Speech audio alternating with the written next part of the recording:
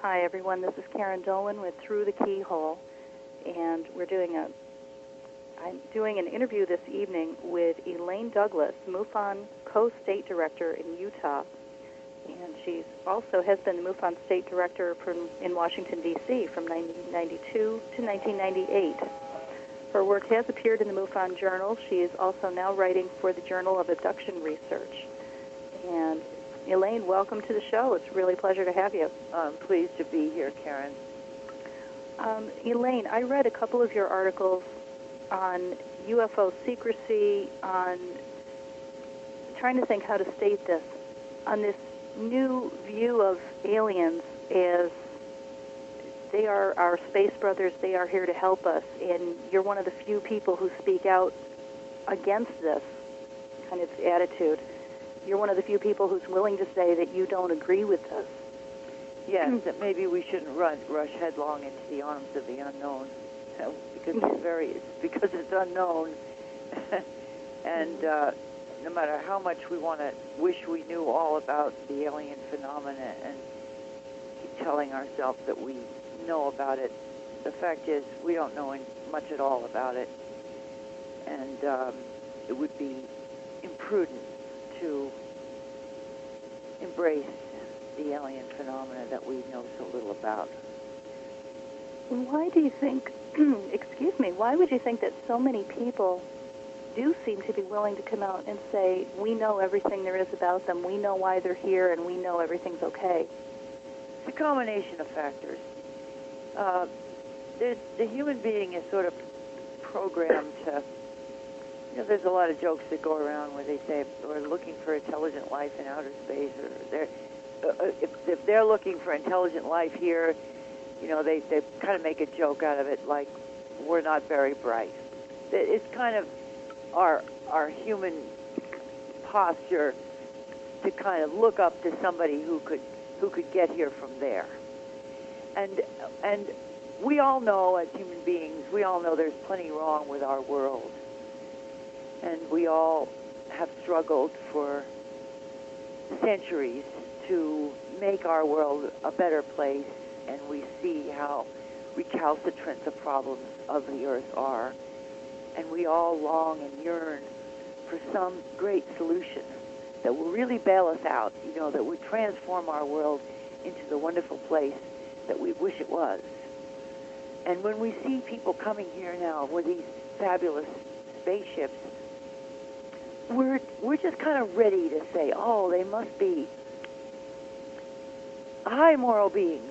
They must be just passionate scientists. They must be elevated. We want to think that because they have a fabulous technology, that they must have a fabulous moral system as well. And we go farther than that. We seem to have convinced ourselves, a bunch of us in the UFO community, that there is such a thing as a free lunch. That there is such a thing that somebody is going to come here and do something for us and not want anything from us and not exploit us in any way. They're just going to come here and just be our saviors. And are we just idealizing something that maybe we look for here in each other and we never find? Right. Yes, you might call it an existential void in our own spiritual world, and we're just hoping that these people can fill it. And so it seems to me that they've come here and sized us up and seen that we're just probably the most naive bunch of people in the cosmos, ready and ripe for exploitation because of these naive and romantic attitudes that we have. And I can't say for sure that that's what they've done, but they've sized us up that way. But it looks to me like that's what's happened. They've kind of come here and sized us up and said, these people are a pushover. You get to see them rubbing their hands together? Yes, I can. It's interesting that you brought that up about our world having problems, and we all know we have these big problems, environmental problems, Yes. problems with technology damaging the environment. Yes.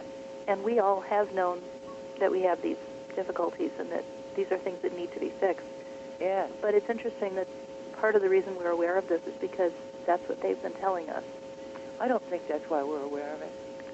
I think if any page of human history that you open up, you find people anguishing over the state of the world.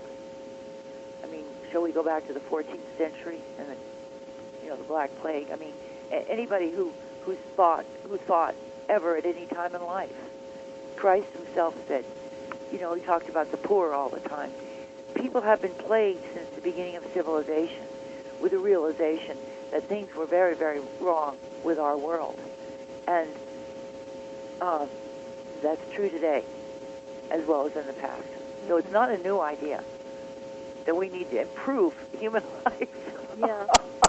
I guess I was thinking in terms of the environmental cleanup aspect, which the aliens have been coming to us for, well, I'm not even sure how many, 30, 40, 50 years, and saying we're here because you have these environmental problems. You're killing your planet.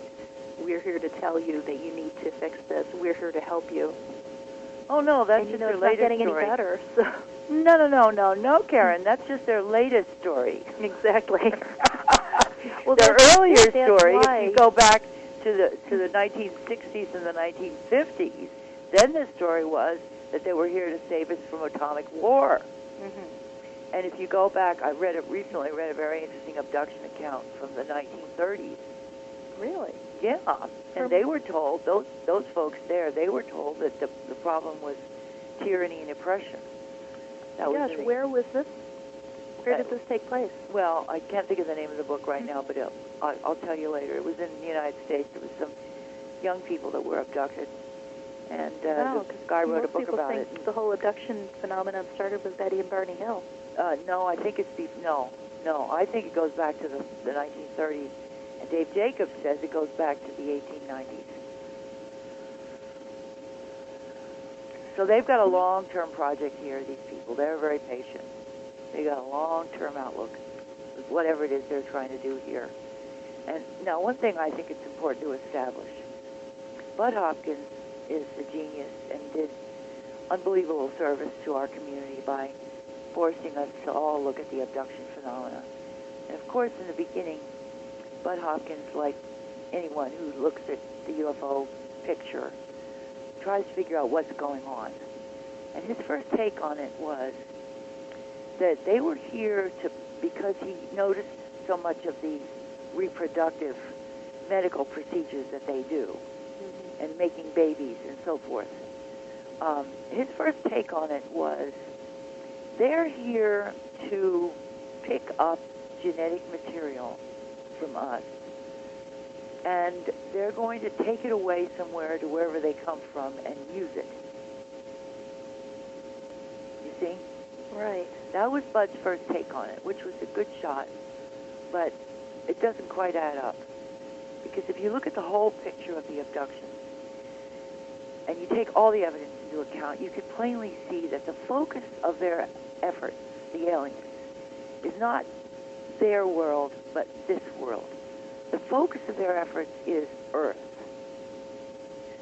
And the way that you can tell that for sure is by looking at all the psychological manipulations that they do with the abductees.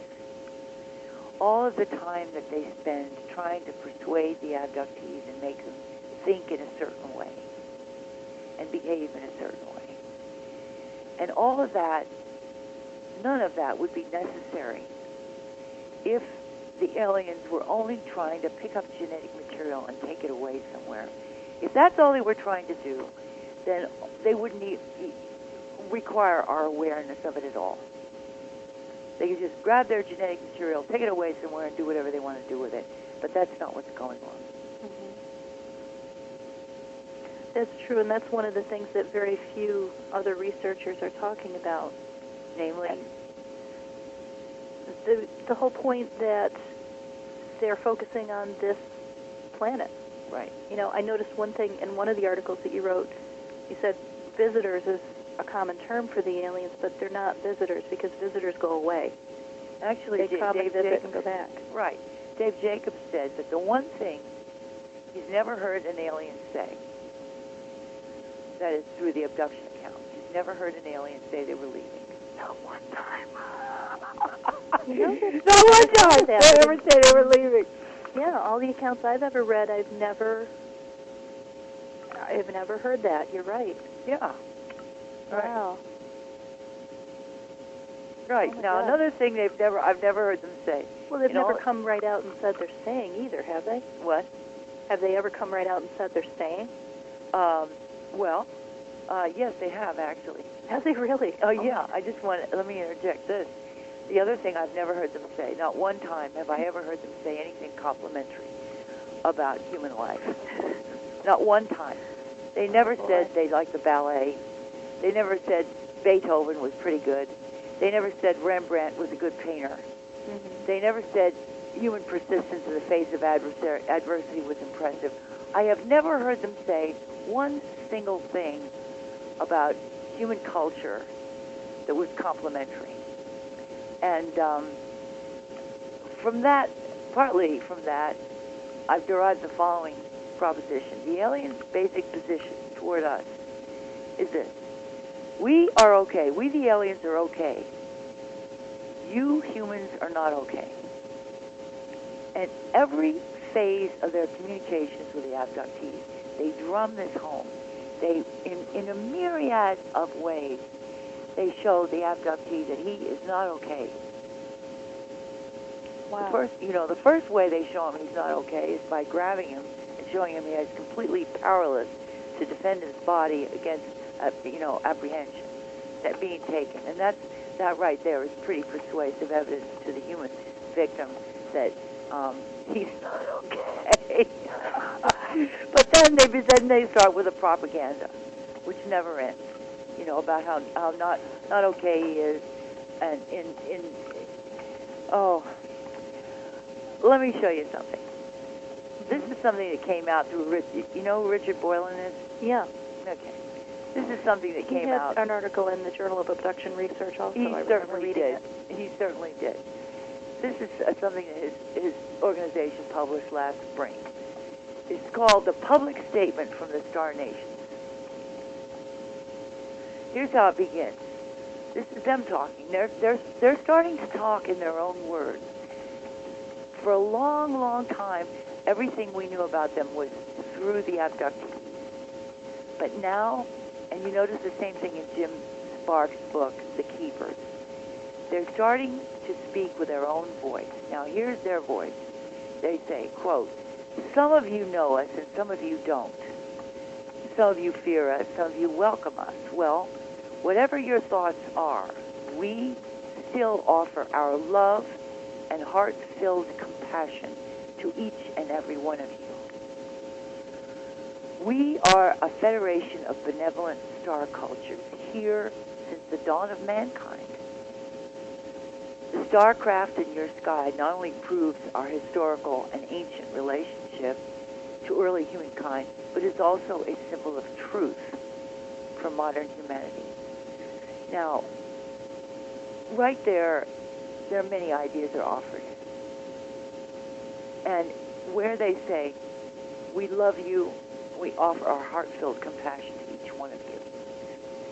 Many people have said, Karyn, that the aliens obviously mean us no harm, because if they wanted to blow this planet up, they could have done so. So they don't want to blow the planet up, but that doesn't tell me that they don't mean us any harm. They want, it seems to me, they want this planet to be aware of their existence and to embrace them. They don't want to blow us up. Why would it matter to them that we embrace them? Because you can't run. If you want to gain control of a society, you have to gain the willing compliance of large sectors of that society. You can't police or supervise every member of that society. Do you understand what I mean? So what we're leading around to is that they're not, as some other researchers have felt, they're not here just to collect DNA samples and go home. Right. And they're not just here to collect soil samples and go home. That's right. They are here not even to come and take DNA for crossbreeding and go home. They're not going home. They want control over our whole being, our whole population, our whole planet. Well, now, of course, we haven't established that yet, but we do see here in the in the statement that I was starting to read to you a minute ago, they say one day soon we want to be welcomed as friends in and around your communities. So you had asked, have they ever said that they want to stay? Have they ever actually said they want to stay? Mm-hmm. Okay, there they are. They're saying they want to stay, they want to be Okay. friends in and around our communities. Later in this statement, not very far down, they say, of course, we will not force you to make any decisions. Well, okay, maybe they won't, maybe they're lying. Maybe they won't overtly force us, or maybe they will somehow influence us to want to make the decision that they want. That's what it sounds like. Well, the thing that snags my attention when it says that we will not force you to make any decisions, I go, well, decisions about what? Mm-hmm. What decisions? We have to make some decisions?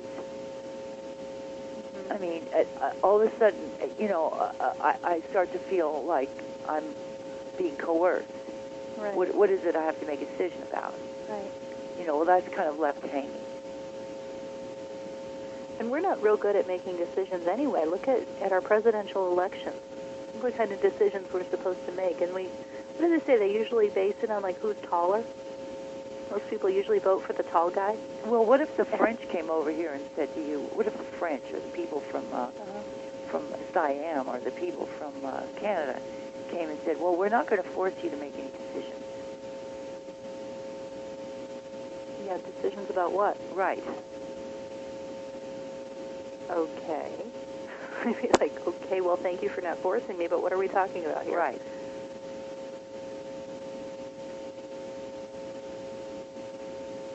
Have they ever given any indication of what kind of decisions they're talking about?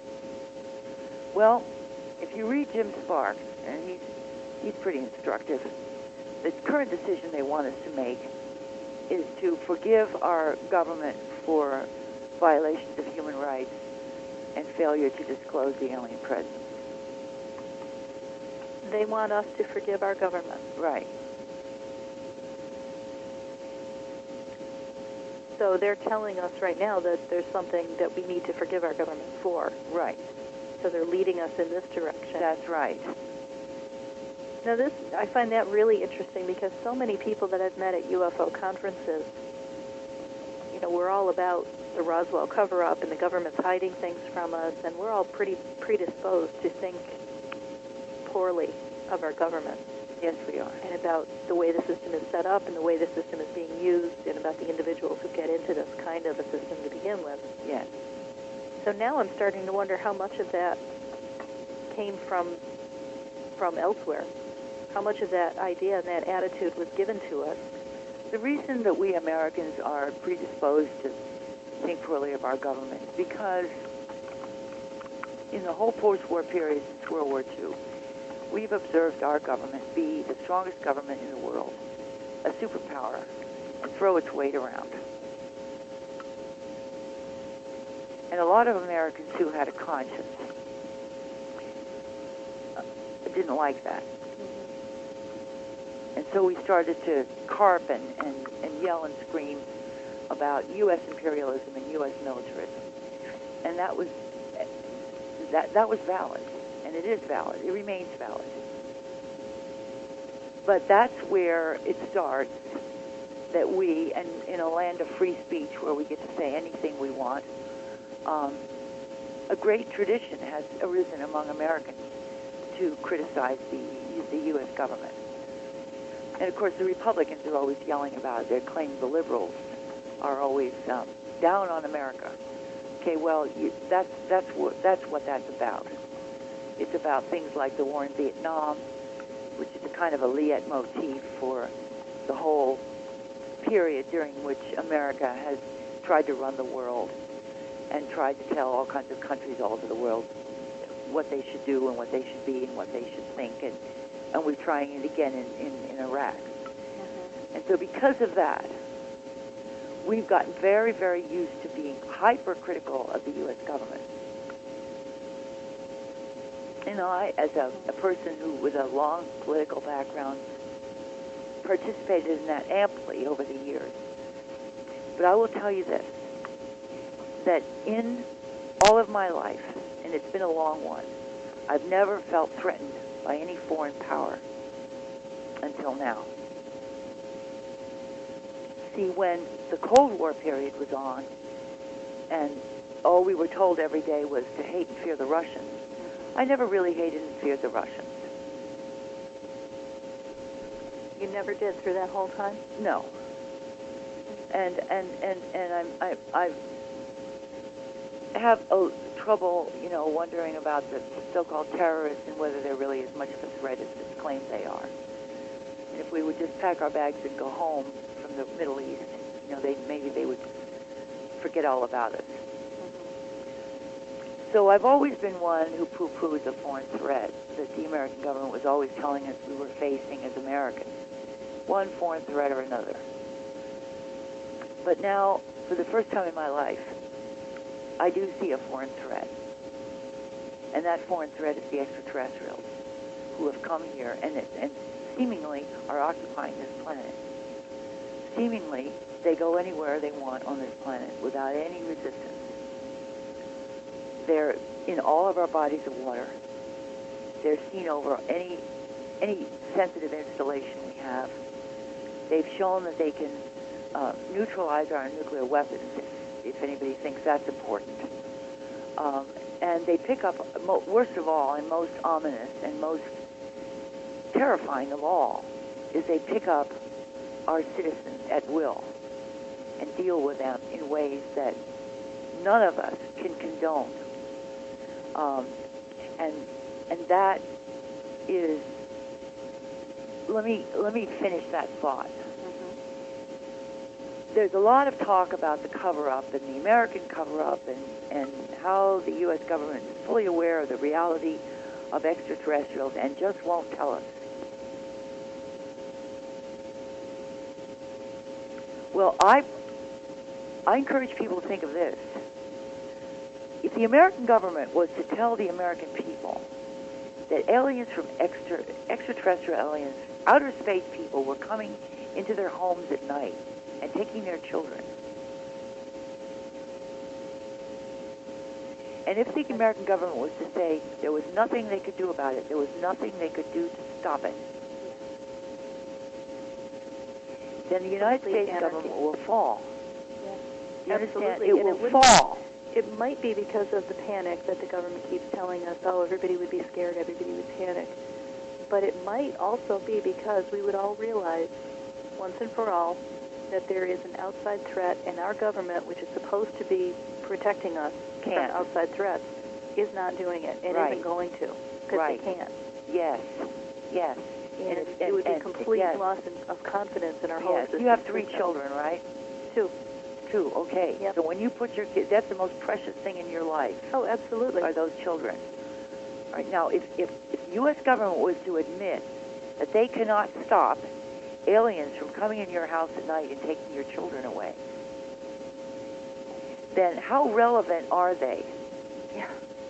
All right, so what that means is that the aliens are coming here doing something, namely abducting people, that if it were known that they were doing that, the United States government would fall. It would fall, not in a day, not in a week, not in a month, but eventually. And it wouldn't take all that long. It would take a matter of years before our human authority would recede into irrelevance. Mm-hmm. You understand? Well, whoever's in power at the time would be gone pretty quickly. Well, you're right. We'd probably be hanging on to the system, but we try an act of war. I'm sorry? That is an act of war. Yeah. If the aliens are coming here doing something which, if it was known that they were doing it, would cause the fall of our government, that's an act of war.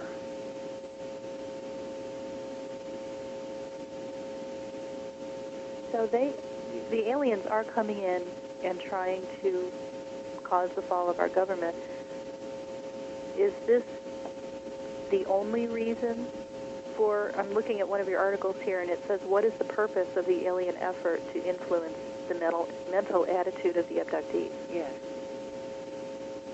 So do you think that that is the primary reason behind this, or is there something else? Do they have another objective here? At the end of that article, I talk about how careful they are. For all of the times that you'll get an email and the aliens or some of their representatives will announce that they're going to disclose, they're going to have a big display in the sky and prove to everybody on Earth that they're real.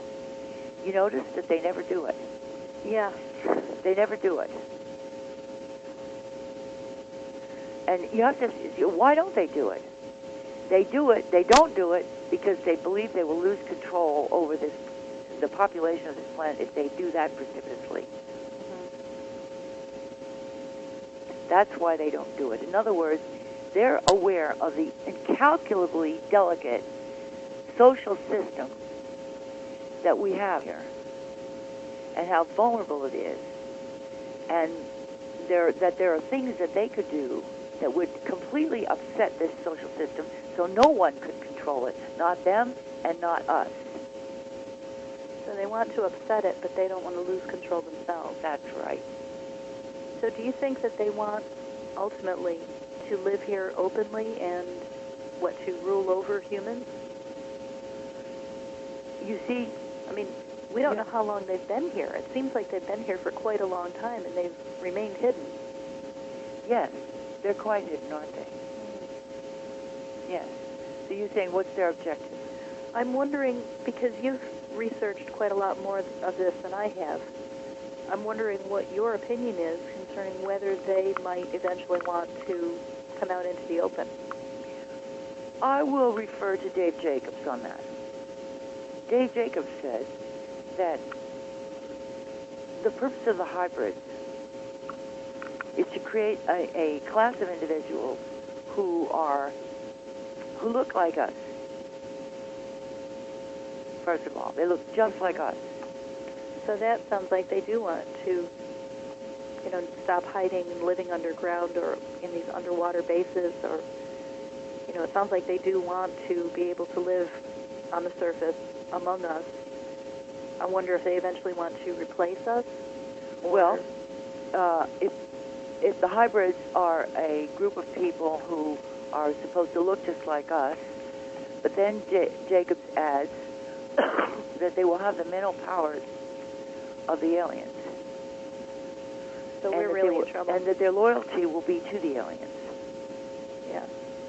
Then here's a group of people who could be introduced into human society and be truly impressive.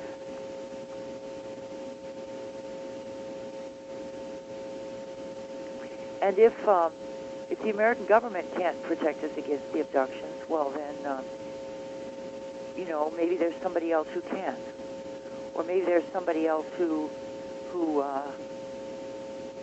you see, here's where it starts. It starts, if you look at the abduction cases, this is where you learn everything.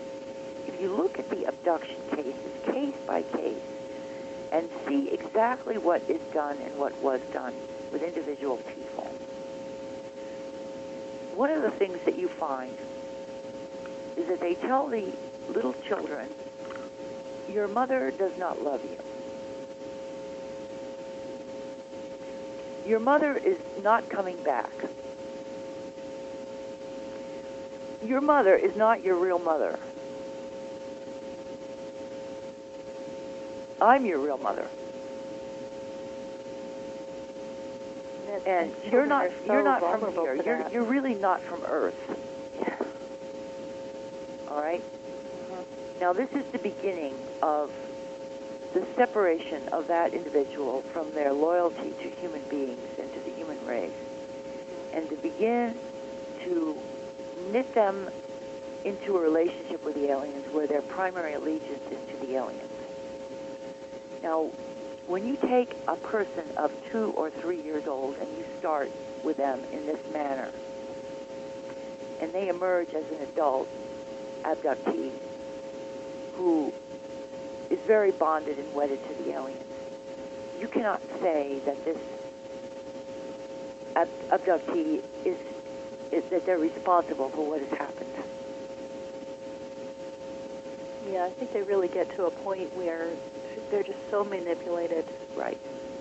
There's no trace of their own will left. Right. But they think there is. They think they're making their own decisions, and that they're really doing everyone a service by telling them how wonderful the aliens are, and they really are good beings, and they're here to help us. That's right. That's right. I was reading the other day in a history book about Alexander the Great. Remember him? Yeah. One of the greatest figures of history, a conquering hero from the period before Christ was even born. And I happened to read this, and I thought it was very interesting. Alexander the Great was in India.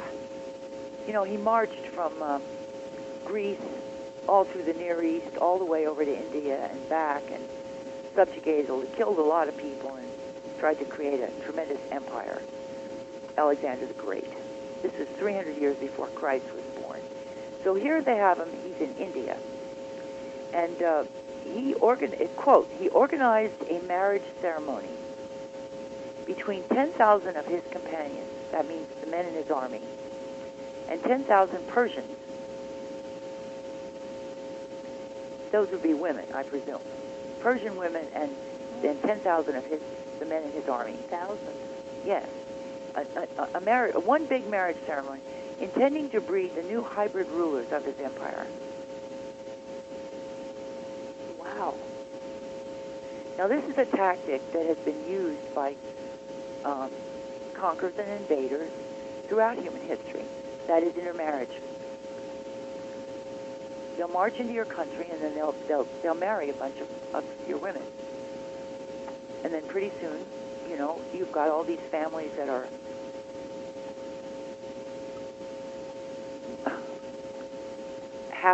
half of the family is part of the conquering force, and half the family is indigenous. And so now you created a new strata of society there. Right. See? It's very difficult to fight off a group when you're part of it. Part of that group. That's right. That's right. Wow. That's right. And it's interesting that this historian, and this has nothing to do with UFOs. He wrote, intending to breed the new hybrid rulers of Alexander's empire. Mm-hmm. That would be the children of these unions. Would be a new group, neither Persian nor Greek, and they would rule. And so, you see, it's not to say that what I am saying is a fact, because we don't know what a whole lot of the important facts are yet. What I'm saying is that the behavior of the aliens is susceptible of an interpretation like the one I'm giving it. If people who are listening to this program want to say, well, it's susceptible of another interpretation, it's susceptible of the interpretation the aliens are really our space brothers from the sky, I'll concede that, because we really don't know yet. But my point would be this. We have got to keep our eyes open a lot wider than they are. And we need to arrive at some kind of a basic fundamental principle or stance that we as people can take. Because we are caught between a tremendous struggle that is going on between the American government, at least them, and the aliens. And it's not clear to me that either of those parties is looking out for the American people. If we're just talking America here, we'll just leave out, just for simplicity's sake, we'll leave out the rest of the world. Right, accepting the fact that, for those of us listening to the interview tonight, for those of you who aren't familiar with the abduction research, that actually there are cases reported from all over the world. That's right. In no way is this just an American phenomenon. That's right. That's right. And so we have to try to talk about it in a way that's simple enough that we can kind of get to the conclusion of the point here. So if we just simplify it and say the American government is in a struggle with the aliens, which I believe is the case, then we have to say, well, who's looking out for the people?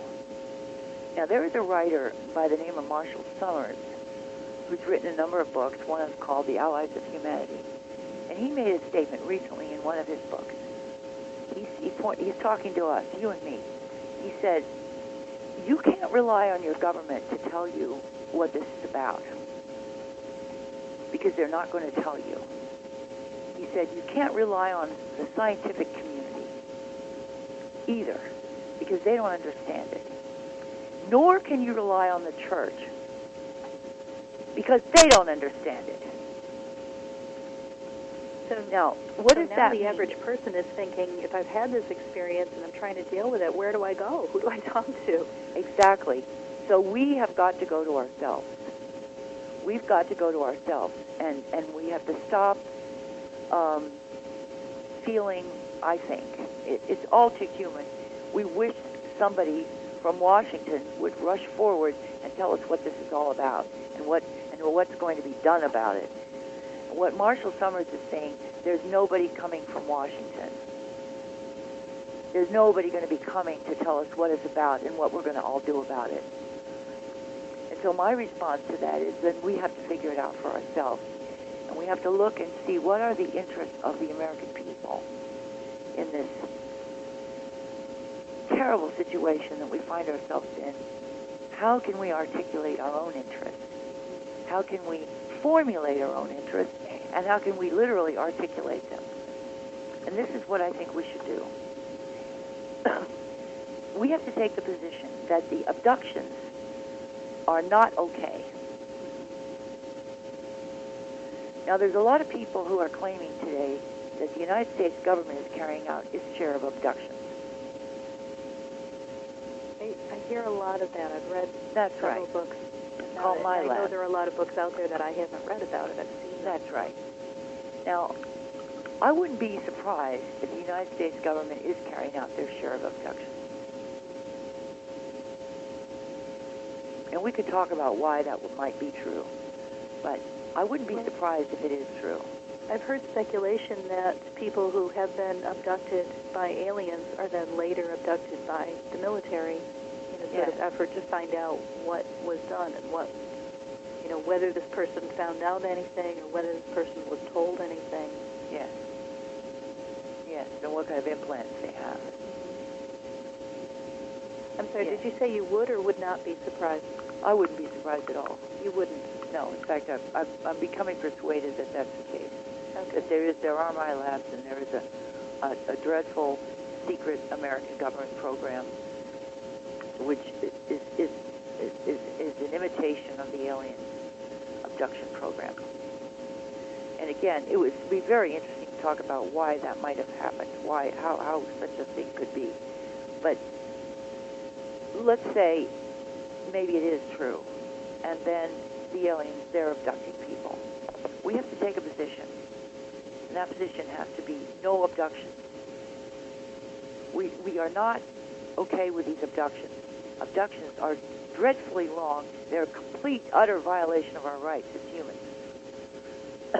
And nobody has a right to come in your house or pick you up out of your vehicle or anywhere else and take you somewhere and perform biological experiments on you and put bugs in your head, wire you, and put you under their control. Nobody. But Elaine, they tell us they're doing this to help us. Right. Well, when are they going to start helping us? And besides, it doesn't matter. If somebody kidnaps you, it doesn't matter if they take you out for a steak dinner. They still kidnap you. Mm-hmm. Furthermore, they're not helping anybody. They're not helping any abductee. I don't know an abductee that was helped. Well, there are many who believe they may have been helped. All right. Jim Stark believes that. because they told him that they removed cancer from his lungs. Quite so. We don't know. He didn't know he had it, so we don't know if they were telling the truth. Quite so. A number of abductees have been cured of various illnesses by the aliens. And it doesn't surprise me. If you put that much money into cultivating somebody, if you wanted to keep them alive, you would keep them alive. this is where a lot of people come in and say, well, it's just like us, capturing animals in the wild and then vaccinating them or Right. treating them to prevent the spread of illness. Right. Well, anybody who would make that analogy is they've lost touch with what we must not ever lose touch with, and that's our own self-interest. We must never forget that if we don't take care of ourselves, no one else will. And the idea that we could cede our autonomy and our welfare and responsibility for our welfare to any other entity, be it human or alien or any entity, and abrogate or desert our own responsibility to care for ourselves and defend our interests is crazy and nuts. I'm so glad to hear you say that. It's a pathetic loss of control, a loss of contact with a fundamental truth about human life, that we must take care of ourselves. And so do you believe that there is something we can do about the abductions? Well, first of all, we have, if you can't get anything done unless you can say it, you have to be able to language it. You have to be able to articulate it, whatever it is. So we need to say no abductions by anybody. Actually, I wrote down. How do we actually say that? When someone's going through an abduction experience. That's right. Rudy Giuliani, of whom I'm no admirer, recently made the following statement. I wrote it down. He said, "The minute we face reality, we're safer." Really? The minute we face reality, we're safer. Huh. Rudy Giuliani, who, I cut off my right arm before I vote for him, but the point is, he said that, and it's true. Now, the question is, how do we articulate this? Well, let me say something. In the 1990s, I was an organizer for an organization called Operation Right to Know.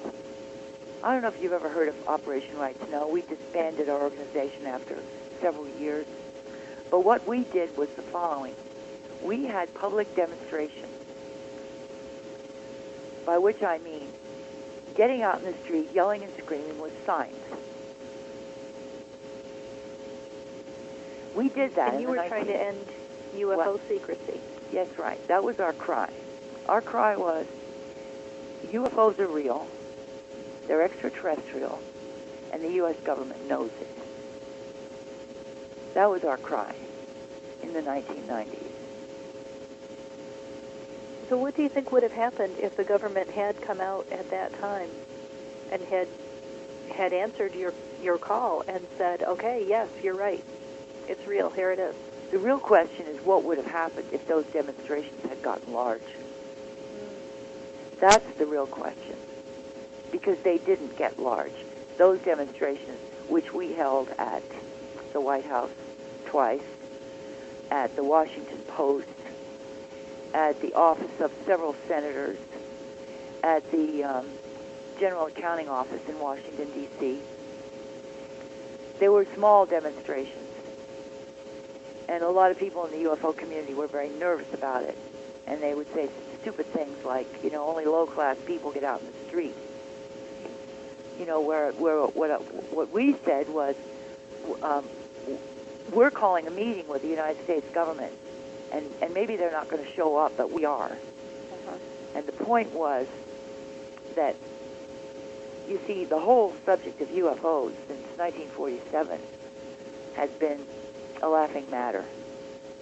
And that is how it's controlled.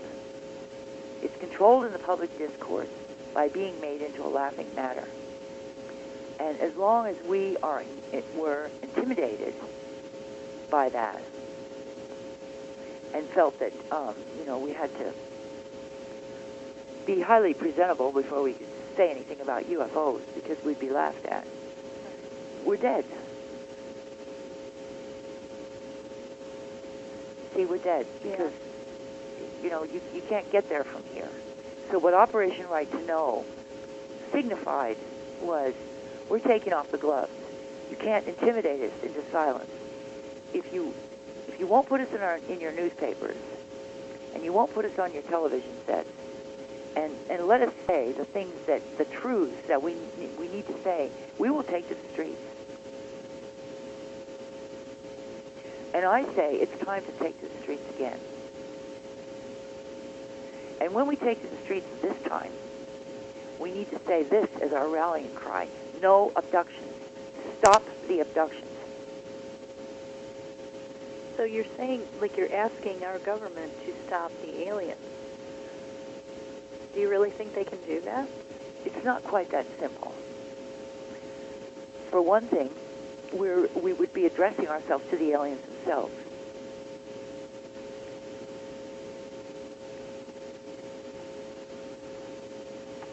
First of all, we'd be addressing ourselves to ourselves.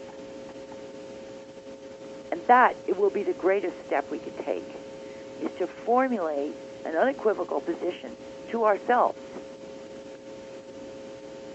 that abductions are not okay. No matter who does them, they're not okay.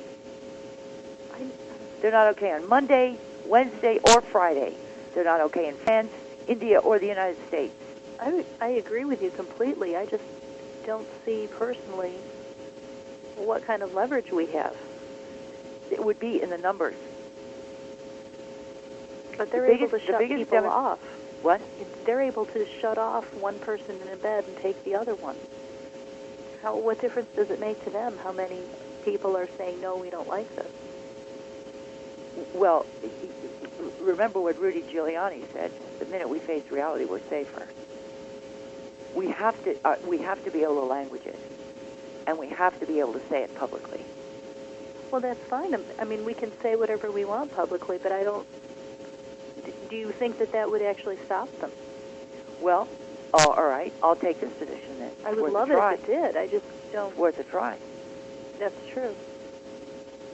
When I was at Roswell this summer, I participated in a panel discussion, and one of the questions was, why is it that all aliens fear the name of Jesus? Oh. And we had to have a little discussion of this question because most of us on the panel said, they what? Right. Do they? Yes. Right. Well, apparently there are quite a lot of cases on record of people waking up in the beginning part of an abduction. They're still in their bed, but they see these beings in their room, and they call on Jesus for help, and they say it stops the whole experience.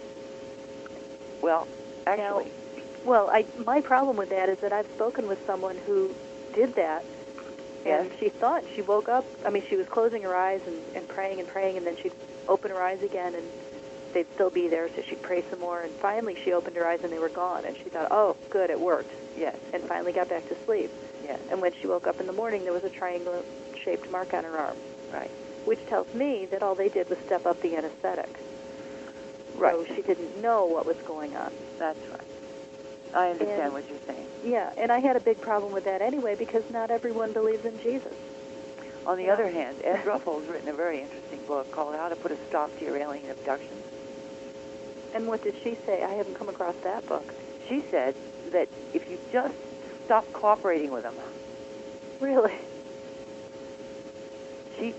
So, it's well, worth that a would try. explain why they work so hard to get people to cooperate with them. Right.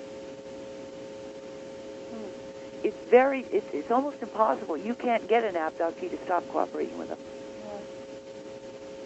Now, one thing I just wanted to mention about this whole calling on Jesus thing, another person on the panel was Farah Yurdozu of Turkey. Now, she said, we have abductions in Turkey, too, and nobody there believes in Jesus. Are you saying, what, they deserve it because they're not going to call on Jesus for help? Yeah, well, the aliens don't care anything about all that. Right, I just didn't. They don't care anything about all that.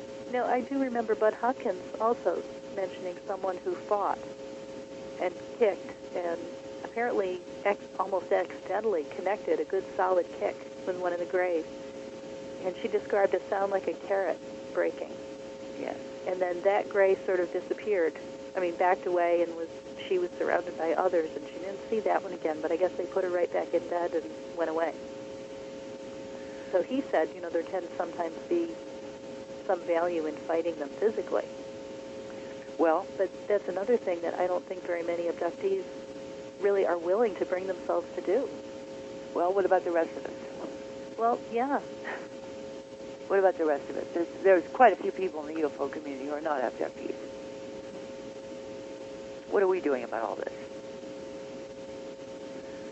You see, we're just so busy forming committees to say, how can we get the scientific community to pay attention to UFOs? What that means is, the translation of that is, I want somebody to come and take care of me. I want the big guys from the scientific community to come in here and recognize what I'm saying. We have to put an end to that and remember what Marshall Summers told us. He said the government is not going to come and help us. The church is not going to come and help us. The scientific community is not going to come and help us. Nobody is going to come and help us. We have to help ourselves. And the place to start is to language it, to say it. No more abductions. No more. Abductions are wrong, and who is the sovereign here? We, the people, are the sovereign. So we have to seize that sovereignty. And you see, in the UFO community today, there is a tremendous amount of rage against the government. That rage is being fanned by the aliens, but apart from that, it's a cry for help. It's a reflection of the extent to which we in the UFO community feel abandoned by the government. And here we are, coming face to face on a daily basis with an extraterrestrial phenomenon which has tremendous literal physical powers over us. And there is no one to intercede on our behalf. And so we are still twirling around in this in state of incredulity. Can it be that no one is going to help us out of this mess? And we don't want to hear the answer, which is yes. No one is going to help us out of this mess. We've got to help ourselves out of this mess. Yeah, some abductees have been told that by the aliens also. I mean, in almost exactly those words. Namely, no one's going to help you. We can do whatever we want. Yes, we can take you out anytime we want. Right. No one will see you, and no one will help you. That's right. Do you see how do you see how conniving they are? I mean, do you see what they're trying to do? That's a very telling observation, Karyn. I mean, it recalls to my mind the case that I looked at, a woman in California, she's a rock singer. They said, they told her, we're responsible for your success in the music business. Without our influence, you'd be nothing. Yeah, I saw that in your article. This is the one that you said was not published. Right. Okay, we got to get that published somewhere, because this is a fantastic article. Well, you see, it's been years. I mean, it didn't take me very long after I started looking at the abduction cases in 1985. That's when I started really looking at them. I started out in this field like everyone else. My eyes were filled with stars. I said, oh, this is the most exciting thing that has ever happened.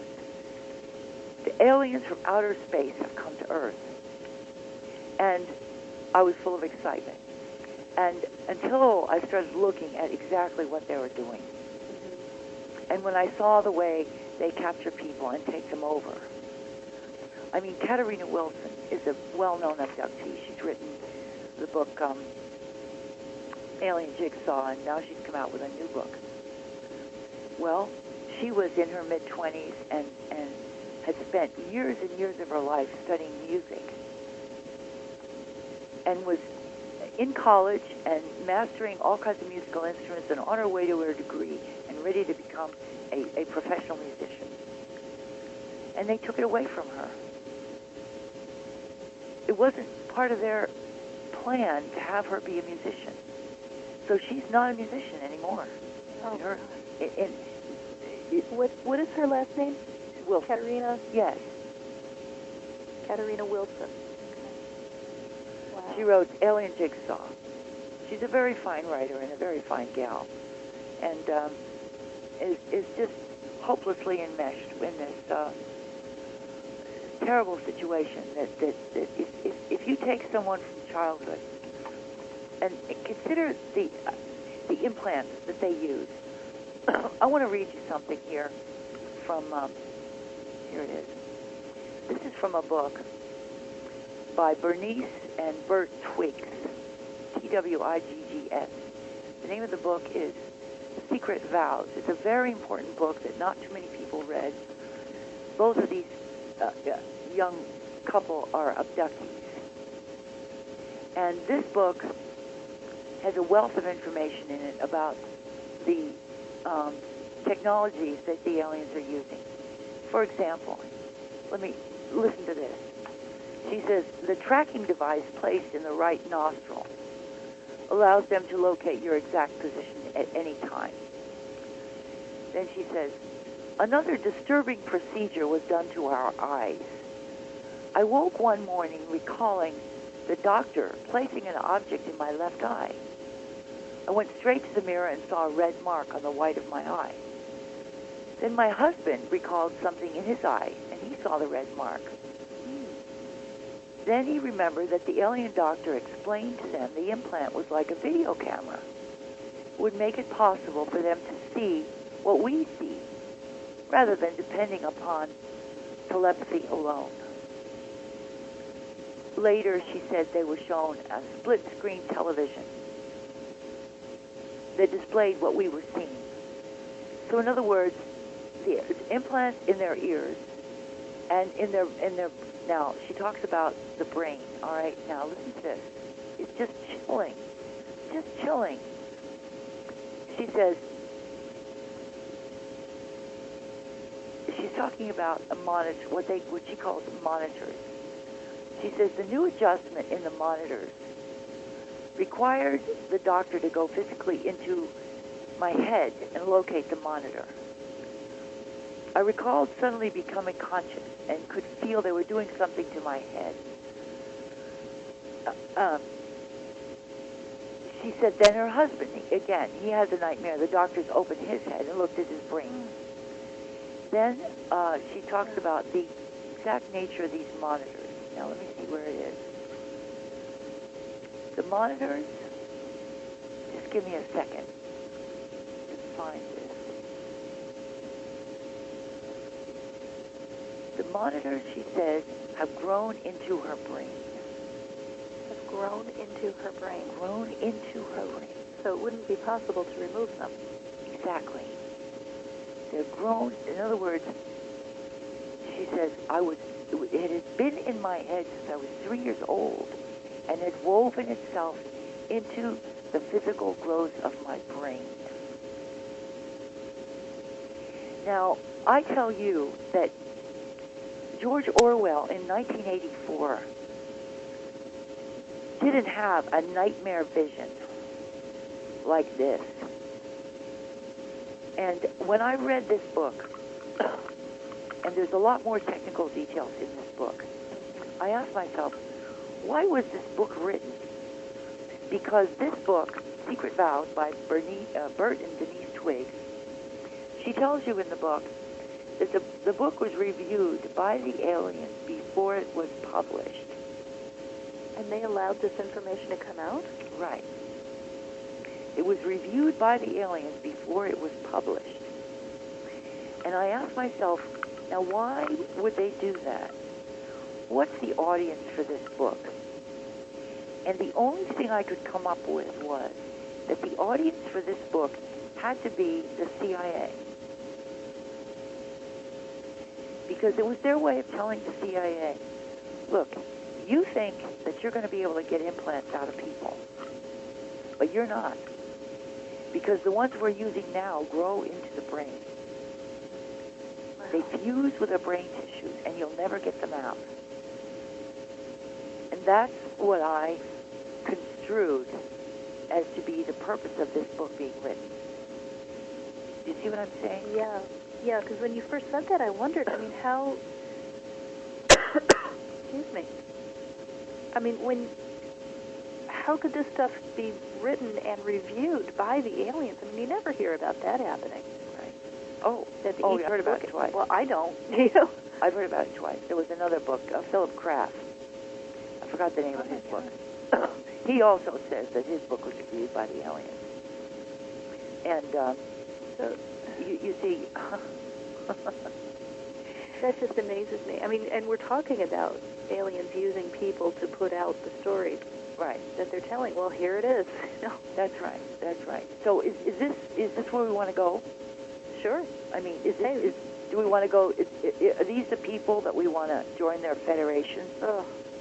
I thought you meant, do we want to go there in this conversation? I'm like, yeah, right. sure. That's what we're here to talk about. Okay. Right. But see, the whole abduction no, community is saying, I mean, look, here's what Jim Sparks says. Mm-hmm. He says, we must, Jim Sparks, this is from his book, The Keepers, we must forgive and grant amnesty to all those who know about ETs. He's talking about the humans. Right. Only then can a program for proper integration of ET thought, truth, and maybe best of all, ET technology be brought to Earth. Then he says, I am no spiritual leader, but what I have seen, heard, felt, and experienced, there are things ahead of us just breathtakingly wonderful. The gifts of the ETs are not just technological. The gifts of mind could truly make our sense of self into a healing and joining of humankind. This could break down the barriers that keep us apart with hatred and suspicion. The ETs, Jim Sparks says, offer rapturous vistas of not just technological advancement, but emotional and spiritual advancement, an expansion of awareness, longevity, and peace. A glorious future. That is how he ends his book, The Keepers. And I say that he's kept all right. He's a kept man. And the ones who are keeping him are the aliens. And those are, what he is saying is what they want him to say. It does sound like his message is different from many other abductees, and it does sound like it is very close to exactly what the aliens would want someone to be saying about them. Well, not all the abductees are sold on the aliens. Mm-hmm. I hasten to add that. Not all are at all. Yeah, I've heard, I mean, when I first got into this field and I started reading literature and talking to people, mostly I discovered that it was a very traumatic experience for people. Yes, it is. In the beginning, it's traumatic. Just in the last year or so, I've spoken with many more who are talking about it now as if this is a wonderful experience. They're here to help us. I am so pleased to be a part of it. I was chosen for this. I'm so special. That's not new. Well, it's just new to me. I've just come across that in the past year. I've actually spoken with people now who are saying these things. Whereas before this year, everyone I talked to they really seemed traumatized, and they seemed like they needed to be put in touch with an abduction researcher and a counselor and someone they could talk to. You remember the book I told you about that was written in the 1930s? Yeah. The same type of language is in there. Really? Yes. Wow. The wonderful aliens, and we trust them more than we trust our fellow humans, etc. But where the trauma comes, all right, there's definitely a trauma. Here's the way it works. The abduction process is a process that unfolds over time. The first phase of it is secret from the abductee.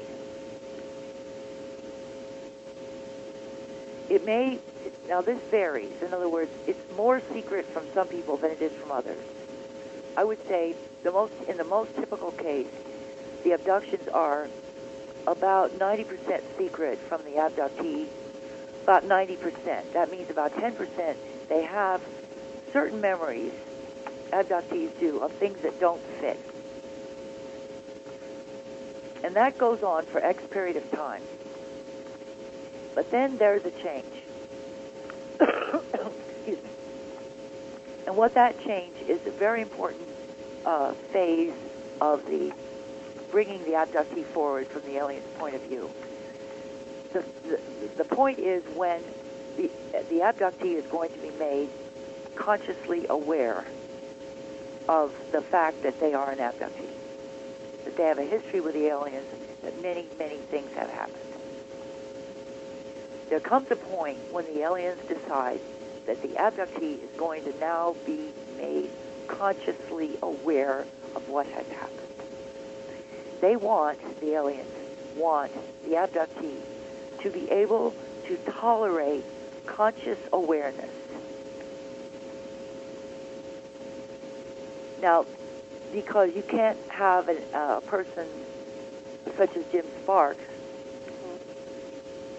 or all the many other experiencers who write books unless they're consciously aware.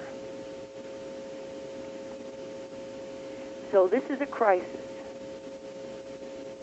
And this is when the UFO investigators, such as we in MUFON, encounter the abductee. We encounter the abductee when the person is awakening and being awoken by the aliens to the conscious awareness of what has been going on. And when in that phase, the abductee is severely traumatized. Now that phase lasts for about 2 years. I would say on average.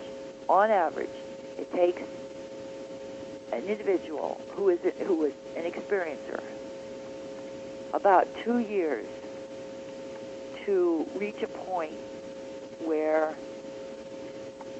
the level of anxiety that they feel about what they have come to realize reaches a tolerable level.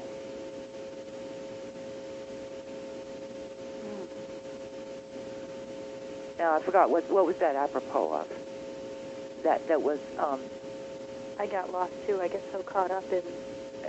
Oh my gosh. Right. Oh, you were talking about the trauma. Yeah. All right. Now, apart from the fact that there are numbers of abductees who never reach a point where they are comfortable with what's happened. Apart from that, it takes about 2 years. I mean, if you look at Jim Sparks' book as a perfectly good example of it, it took him several years to reach the point where he is now. He's not living in dread terror anymore. He feels that he understands what's happened to him, and he feels that he knows what he's supposed to be doing about it, and he's reasonably comfortable with it now. But if you look at the period of time that it took him to get comfortable with it, he was dreadfully upset. Now, Elaine, you've had experience with And other that's where, abductees. I'm sorry, I remember what it's apropos of now, and that is where the stories of the trauma come. You see, that's the phase out of which those terribly negative and traumatic stories come. Because generally speaking, at the end of about 2 years, the abductee reaches a point where he gets to be okay with what has happened. He gets to be okay with it. And Jim Sparks, again, is a perfect example of that. He's quite okay now with everything that has happened. And he now says that he's glad of it, and so on and so forth, etc. Now, you've had a lot of experiences with various abductees, am I right? You've spoken with many abductees in your work as the MUFON State Director? Many. Okay. So have you found that this is a pattern that all abductees seem to go through, the same sort of timeline? Does everyone seem to come around eventually, or are there some people who just never really come to terms with it? Well, as I said, there are some people who never get to the point where they celebrate it. Celebrate it. That's just off. Yes. See, I can't imagine that. No, because that's the objective, is to get the abductee, or the alien's objective is to get the abductee to the point where he basically celebrates what's going on. Yeah. Can I ask whether you've ever had an abduction experience yourself? No. You never have? Okay. No, not as far as I can tell. Okay. Yeah, you always have to qualify that because many people don't. Yeah, so I've searched my life over and over and over into every corner of my life to try to answer that question, because it's very, very important for me to know that. So far, I don't see that I have, and I don't feel them in my life. So they miss me. And you see, the thing is, if I had been subjected to this kind of conditioning since the age of 3 or 2 or even earlier, I don't think I would be my own person now. As many of the abductees are not their own person. They're not free. See, that's the bottom line. Is, if you have an implant growing into your head, you're not free. Yeah.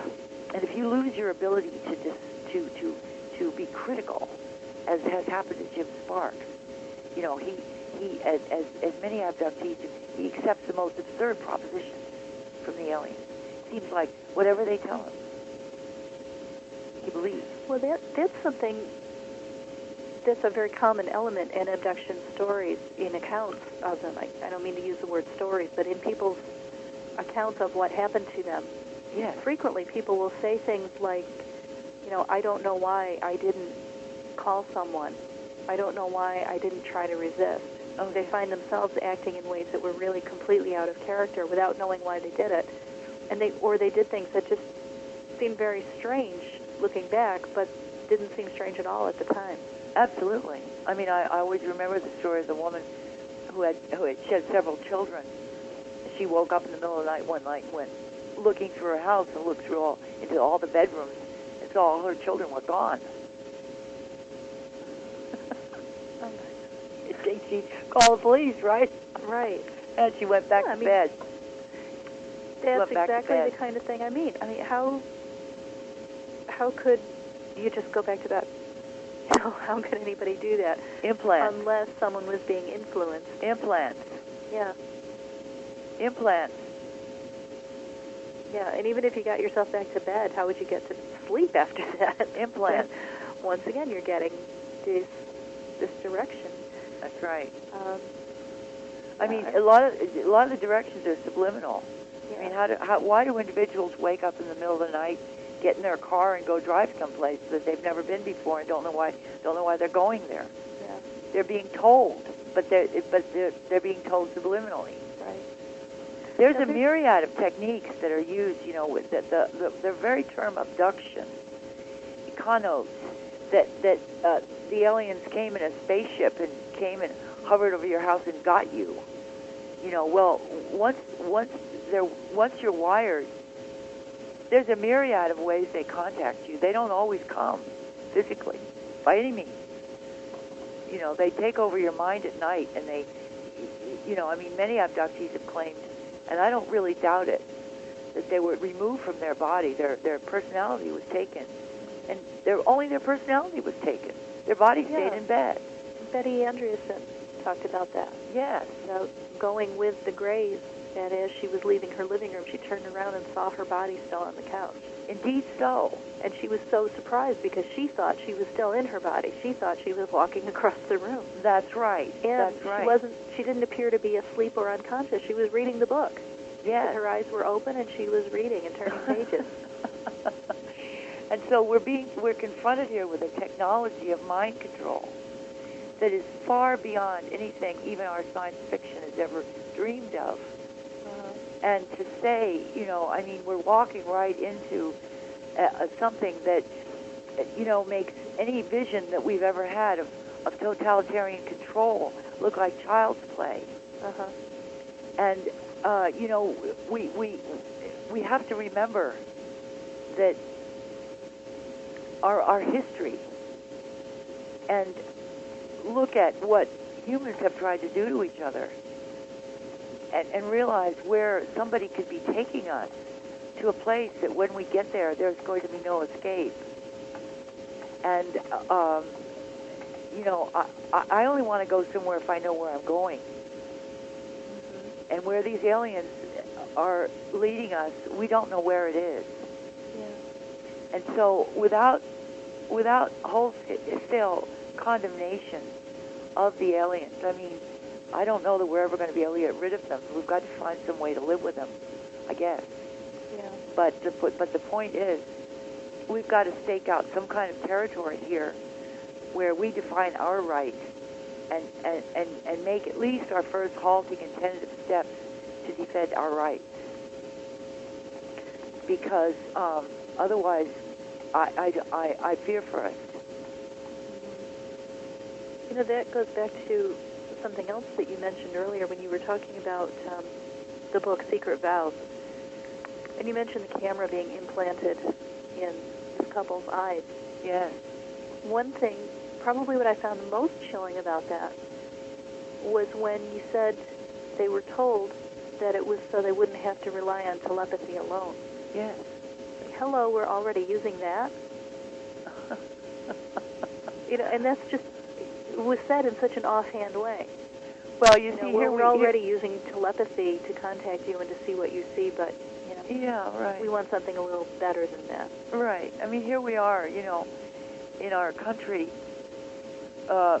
railing against the Bush administration for tapping our phone. Yeah, they're already tapping our minds in heaven. Yeah, I mean, hello. George Orwell said in 1984, and I'll tell you, people really ought to read that book. It's a famous book that was written in the early 50s by the British novelist George Orwell.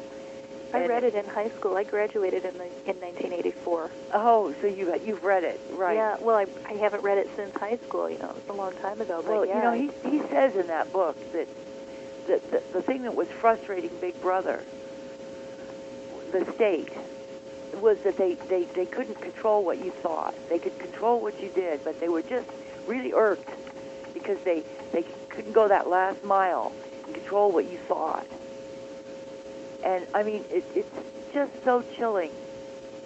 And so again, I realize that many of the people that are listening to this conversation between you and I, Karyn, are coming from a very different place. They're coming from a place of hope that the aliens truly are here to help us, and that somehow there is going to be a free lunch in the universe, at least for once. Somebody's going to give us a free lunch. And I say, let's find a middle ground.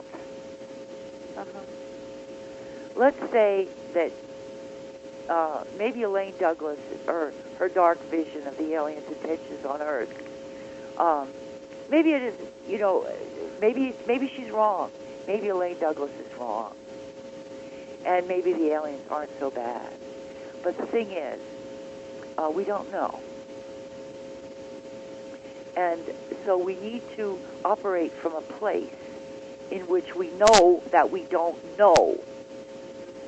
And we have to stake out a behavior or a mind, an estimation of the situation from a place where we don't know. Our estimation of the situation has to take into account that we don't know. And then we have to turn around and ask ourselves, well, do we know anything? And we do know one thing. We know that human beings are being abducted by aliens, and probably by black ops people from the U.S. government as well. We know that.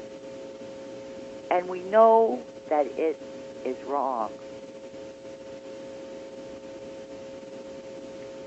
So we don't know that we don't know where they're going. We don't know exactly what's happening. Well, it's a profound and total violation of our rights.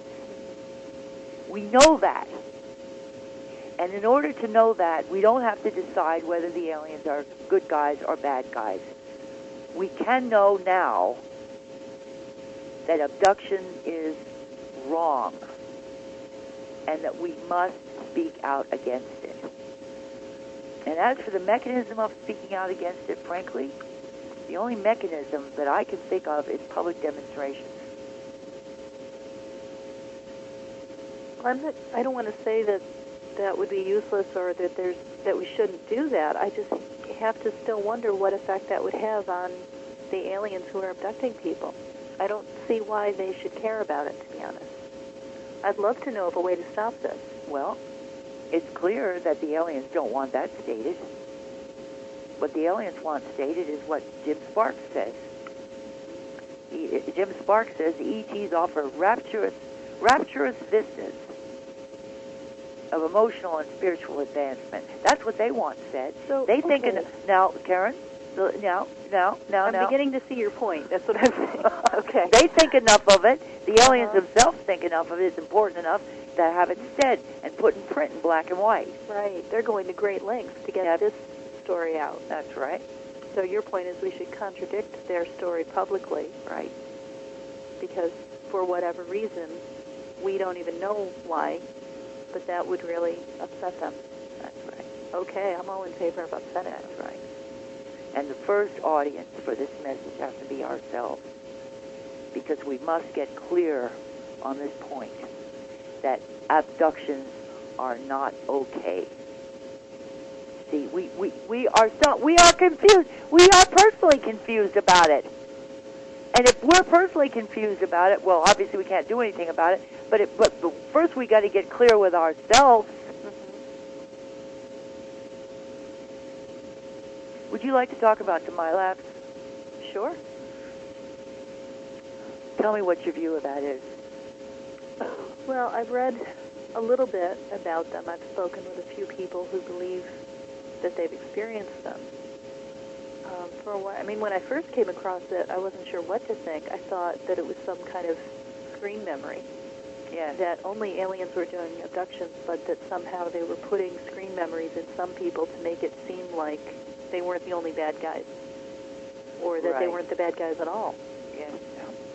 Good. And now it seems like a lot of people are taking that up and saying no. I was actually told at the X conference last September in Gaithersburg, Maryland, I was speaking with a conference attendee about someone who had talked about an abduction experience. And this woman said, no, there are no bad abduction experiences. And I said, hello? I've talked to a lot of people who have had some really bad ones. And she said, oh, well, those weren't aliens then. Those were humans. Right. And I was thinking, how do you know this? In fact, I think I said it. We nearly came to blows there in the hallway because I just don't believe that. I mean, I would love to feel so sure about this, but I don't have the information to make a judgment like that. Well, it really bothered me that she's going around saying that to people. I love it. I love it. Remember in my Lowell's article I talked about the development of an idea, that the idea in question there was good alien, bad alien? Right. And how, in fact, the whole propaganda line of the aliens has evolved and developed over the years. Since probably, well, it doesn't matter how far back, but it evolves and changes. We said that in the 1950s they were warning against atomic war, and now it's an environmental catastrophe, and that's an example of development. Now this idea of good alien, bad alien versus human alien abductions. All right, I just want to point out the way these fit together. Because if you go back about 10 years, you'll find people saying, well, if you had a bad experience, that was because the bad aliens abducted you. Okay. And now, as you point out, the latest thing is, well, if you had a bad experience, that's because the humans abducted you. Now, do you see the morphing there? Do you see how the one idea... Now aliens are all good and humans are all bad.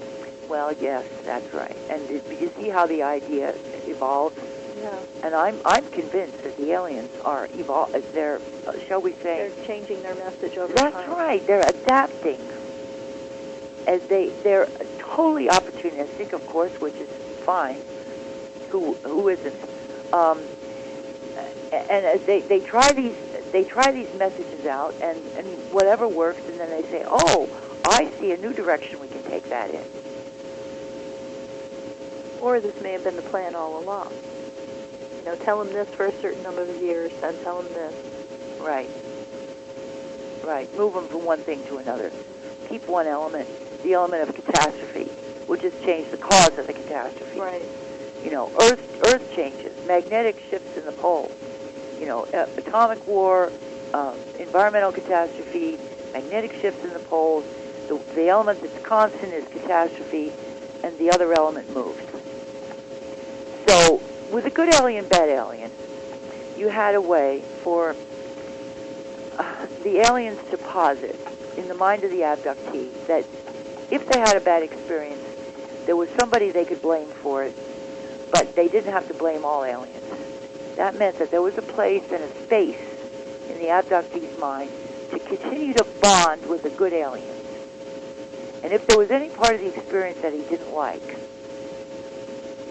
he could like send that down the chute, down the tunnel, get rid of it and attribute it to the bad aliens.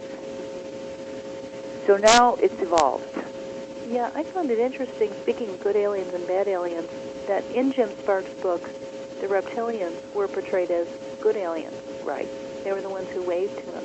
Right. Now, when I started reading the abduction literature, after Rich wrote his book, I kind of got into and had a crash course. I read all the books that he'd collected for his research in a very short time. I see.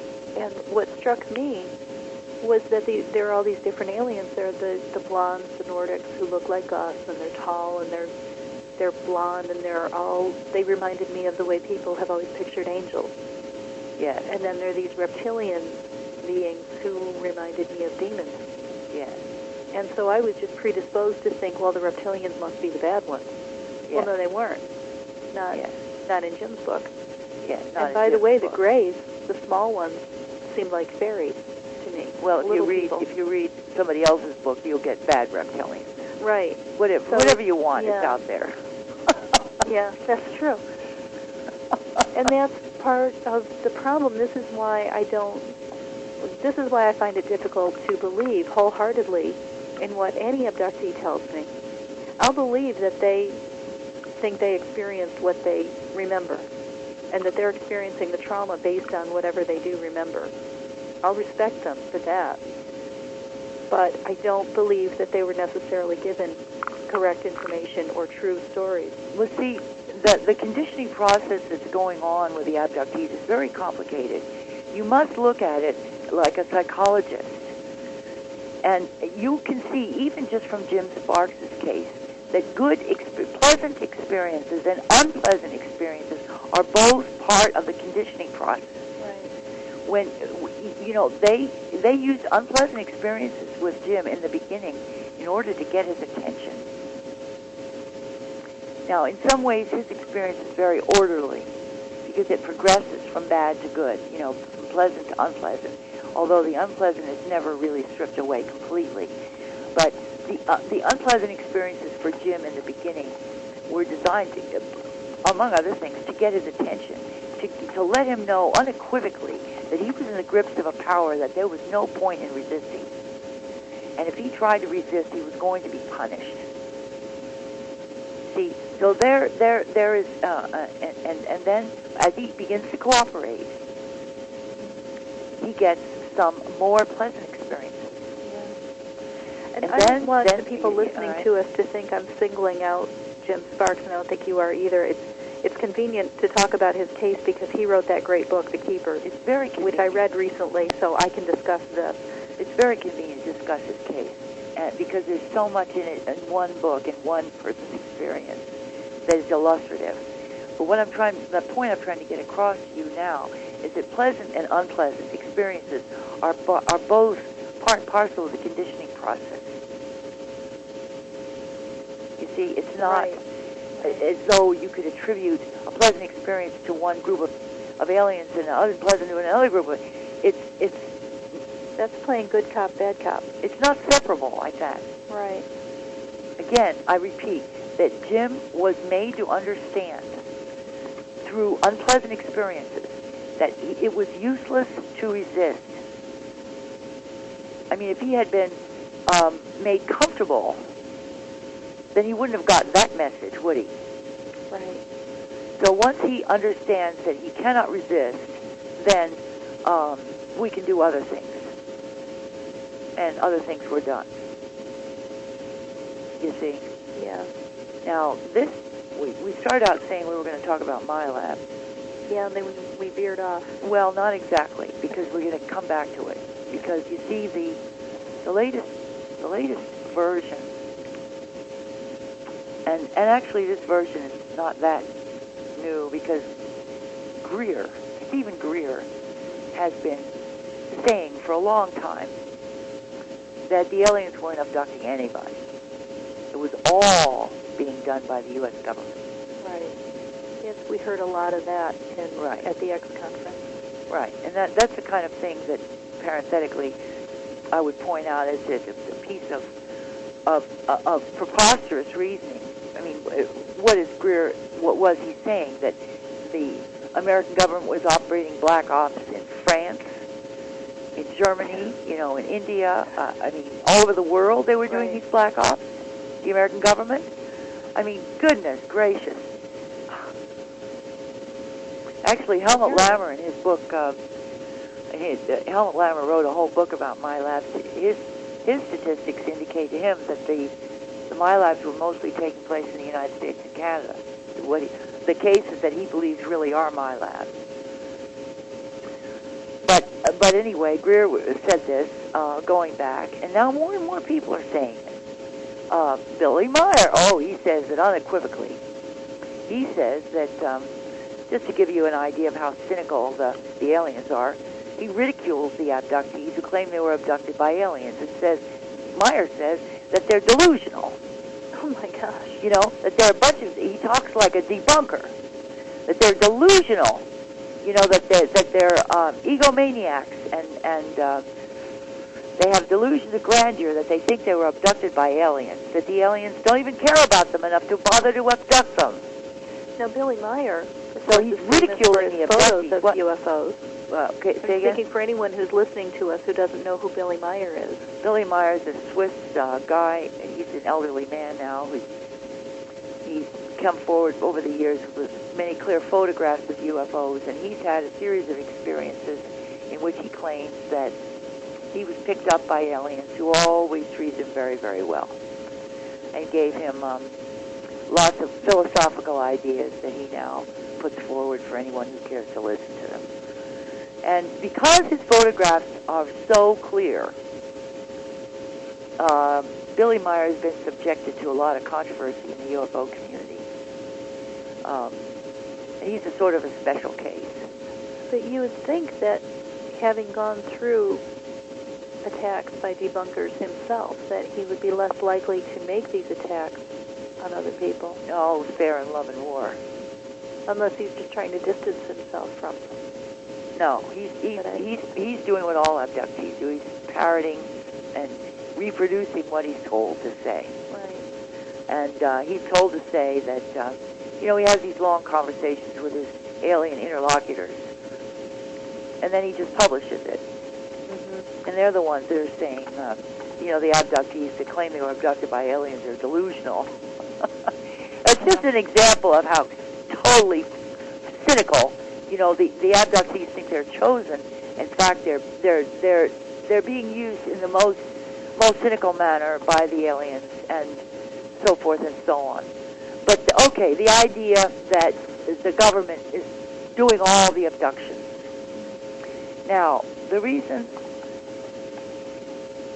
you put forward an idea a minute ago. You said, were they screen memories? Were the scenes in which abductees claim that they have been taken by human beings, captured and dealt with by human beings, were those screen memories? And once again, if we look at Jim Sparks' book, we can see instances in which he describes for us how he was shown visions of police officers and army generals, authority figures, human beings, in an attempt to intimidate him, and he tells us how he never believed any of them. And so he shows us the very great reality of screen memories, and how what you said, Karyn, can well be the explanation for some of the times when people claim that they see human beings in an alien setting or an abduction setting. However, it's not the full explanation, because I'm getting ready to publish an article in JAR the Journal of Abduction Research. You know, there's nothing like your own research to convince you of something. And this is a case in which an individual, an American, went to the CIA for a job interview. He went to Tyson's Corner, which is near Alexandria, Virginia, where across the river from Washington, D.C., where half the U.S. government has its offices, including the CIA itself. I'm just saying all that for people who've never been to that part of the country. Alexandria, Virginia, and McLean, Virginia, and Tyson's Corner, Virginia is right across the river from Washington, D.C. A lot of government offices and the CIA itself. So this individual that I interviewed at great length some time ago applied for, at his own initiative, applied for a job with the CIA. He went, contacted him, said, I want to come to work for you. Now, this individual, I determined by interviewing him at great length and going over his life in great detail, is an abductee. He was an abductee from childhood, as most are. That was a pre-existing fact. In the meantime, but he doesn't know it. He doesn't know he's an abductee. He's an unaware abductee. He has not been dragged through the crisis of awakening and realization. He's just living his life. He graduates from college. He says, maybe I'd like to go to work for the CIA. And they say, all right, come on in for an interview. They put him on a plane. They bring him to the Washington, D.C. area for his interview. And he has this phase and that phase and the other phase of his interview. And finally, he gets to the point of his interview where he's going to be given a lie detector test. And apparently a lie detector test is normal procedure, not only if you work for the CIA, but if you want to work for the CIA. Before you go to work for them, they give you an exhaustive lie detector test. Oh, that makes sense. So he goes for his lie detector test as part of a 3-day interview process. This happened in 1985. He goes in for that lie detector, and a woman comes out, a normal human woman, and in fact a very attractive woman, very nice woman. She comes out and she gives him a lie detector test for about an hour. And then she says, well, just stay here, she says to my witness. She says, just stay here and we'll be back in a few minutes. So he sits there, and about 10 minutes later, in the door walks a hybrid. Oh, my God. Right. In the door walks a hybrid. This is in Tyson's Corner, Virginia. And,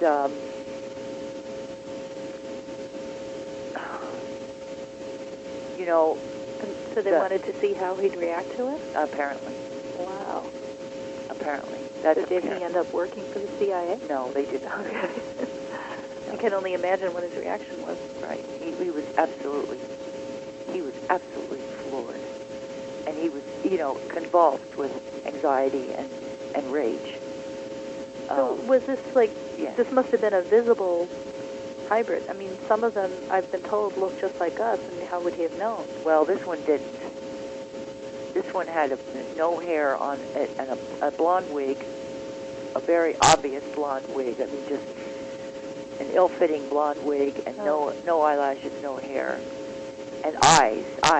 Okay, have you read the book Rachel's Eyes? Yes, I was just thinking I was going to bring that up next. Right. Yeah, Rachel's Eyes. I think who the author is. For anyone who has... Helen Luttrell is the author. Okay, I've got it right in front of me. Right, and that's a strange book. But anyway, apart from that book, in Rachel's Eyes, the eyes of this being that he was presented with in Tyson's Corner were blue. But a blue that is not our blue. A blue that is a flat, non-undulating blue with no variations in the tone. Oh, wow. You look That at human must have looked tissue. really strange. If you look at an eye or any human tissue, and you see great variations in the texture of the tissue you're looking at. You look at an eye, and you look right in the iris of the eye, and you see all sorts of hills and valleys and subtle blending of textures in a normal human eye. Wow. And this eye that he described in this person, I think was a hybrid, was blue without any texture, a flat, solid, bright, inhuman blue. And after all is said and done, I said, all right, Kevin, that's the name I've given him, my witness. Was this person a human being? And he says, no, absolutely not. Wow. So, like I said, there's nothing that convinces you like your own research, like getting the witness between your own fingers and sitting there with your own microphone and your own tape recorder for hours and hours and hours and questioning that witness, and no one else is in the room. It's just you and that witness. And there's nothing like it for persuading you, of whatever it is you get persuaded of. Yeah. Wow. So in this instance, I am persuaded that the U.S. government is in face-to-face, ongoing contact with aliens. They're not strangers to the aliens. And of course, my witness is not the only one who said this. Numbers and numbers of other people have said it. Now, since you mentioned the book Rachel's Eyes, I'm curious to know what you thought of it, because this is supposed to be a true case Yes. of a human-alien hybrid who was brought up by a man who is a member of the military. Yes. Or he was at the time. I don't know if he still is now, but this was essentially a government program to raise a hybrid as a human. It's filled with things that make no sense whatsoever. No sense at all. Oh, gracious. It's a book that just, it just cries out for clarification that is never going to be forthcoming. And I know the woman, Helen Luttrell, who was the mother. And it's not that she's deceptive. She's not deceptive. But yet, the things that she was told or things that she saw are just not. I mean, just for openers, if this racial person was... Just for clarification for people who haven't read the book yet, Rachel was the hybrid. Right. And Helen Luttrell was not Rachel's mother, but she was the mother of Rachel's college roommate. That's right, who was blind. And that's how they got around the fact that she wouldn't notice all the little odd things about Rachel. Right, but what about all the other people that saw Rachel? Well, yeah, exactly. I mean, they said, she had a college roommate who was blind, so no one would notice her green skin and her huge eyes. And I'm thinking, well, nobody else in college noticed? Right. I mean, okay, it was just, she described her skin as having just a tinge of green. But still, you would think somebody would notice. It's unfathomable. It's unfathomable, but it's becoming very obvious to me that many of the witnesses that are brought in front of us are controlled. Some of them, I think, are controlled by the government, and some of them are controlled by the aliens. And the things that they're telling us, many of the things that they tell us are not credible. And this again, it's a mark of our own naivete that we accept so much of this without judgment. It's been a year since I read that book, and as a matter of fact, Helen Luttrell wrote an article for JAR, and I spoke with Helen at great length, and Helen herself is confused about it. Helen herself is confused about a lot of it, and some of the people that she worked with when she wrote that book were domineered her and did not share all information with her, and in many ways led her around. And the last time I talked to her, she said she's going to write her own book without any interference from people bullying her and pushing her around. So it's a mystery to me how that story could gain traction. I don't know what to say about it. But what I was going to say was that based on my own interview with my witness, and many other stories that I've heard, some of which are credible, that the U.S. government is in face-to-face, ongoing, continuous contact with aliens. That it's not, there wasn't just one meeting out there at Holloman Air Force Base. There's some kind of a program. And whatever we see, it seems like there's always an indication that there's something bigger. Right. That whatever we do see is the tip of the iceberg. Right. And I can imagine how this program got started. Can you? No. Sure you can. Pretend like you're Harry Truman. And it's 1947. The program of secrecy? The program of face-to-face, ongoing, continuous contacts with aliens. Now, see, that one escapes me. Pretend like you're Harry Truman. You be Harry Truman, and it's 1947.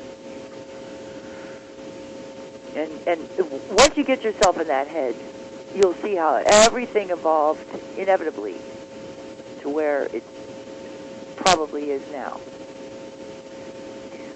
You're Harry Truman. You're President of the United States. And you have learned something very important. Actually, you probably knew it before because we had something called the Battle of Los Angeles in, what was that, 1942? Where UFOs sat over Los Angeles, and there was actually a lot of artillery was fired at it, and nothing happened. Those great photos that appeared in the newspaper. That's right. Wow. And so, maybe from that point, we're always trying to determine when was the point that the U.S. government knew for sure that the UFO phenomena is real and it's extraterrestrial. When was that point? It's a very good question. And maybe it was 1941, because there's a story that some research has been done on about a crash in Missouri in 1941. So that meant that FDR, Franklin Roosevelt administration, knew that UFOs are real and they're extraterrestrial. But then there was 1942 and the Battle of Los Angeles, and then there was 1947 and the crash of Roswell. Which an awful lot of people today seem to believe was the start of the whole thing. Right, and it's good enough. It's good enough as a starting point. It works. Because, okay, you're Harry Truman and it's 1942. And you have found out a very startling fact that there are aircraft flying around in your airspace that are not yours, not the Russians, and you have no control of them. They have tremendous technological capabilities. And what the heck is going on? And so when you realize that these craft are manned, they're not just remote control, they have beings, they have creatures in them, then you realize that you're confronting a civilization. And your imperative, which is domineering beyond all else, is to find out what the intentions of this civilization are. That imperative for you, for Harry Truman, is towering. You must learn what these foreign extraterrestrials are doing here and what they want and what sort of society they represent. And the only way that you can learn that is by getting them to land and stay on the ground.